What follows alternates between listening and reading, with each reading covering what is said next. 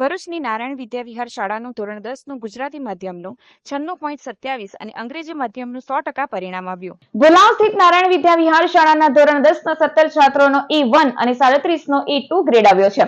શાળાના આચાર્ય મહેશ ઠાકરે તમામ વિદ્યાર્થીઓને અભિનંદન પાઠવ્યા હતા.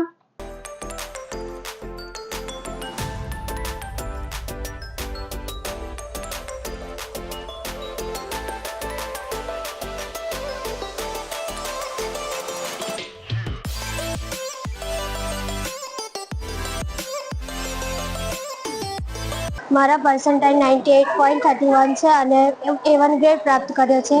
મારા ભણવામાં મારો સૌથી મોટો શ્રેય નારાયણ વિદ્યાવિહાર સ્કૂલ અને તેના શિક્ષકો તથા માતા પિતાને આપું છું. મારા પર્સન્ટાઇલ 99.68 છે અને મારા પર્સન્ટેજ છે 96.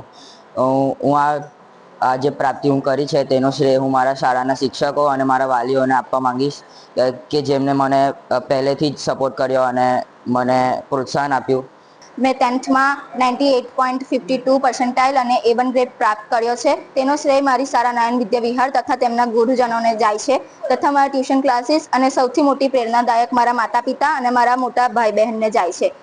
જુનિયર્સે મેં એ સલાહ આપવા ઈચ્છું છું કે 10th જેટલું લોકો દ્વારા કહેવામાં આવે છે તેટલું અઘરું નથી. જો આપણે સારી રીતે મહેનત કરશું તો 7 કલાક કરતાં 3 કલાક વ્યવસ્થિત ભણશું ને તો પણ આપણે A1 ગ્રેડ પ્રાપ્ત થઈ શકશે. મારા 10મા ધોરણમાં PR 96% આવ્યા છે અને મારા ટકા 90% આવ્યા છે.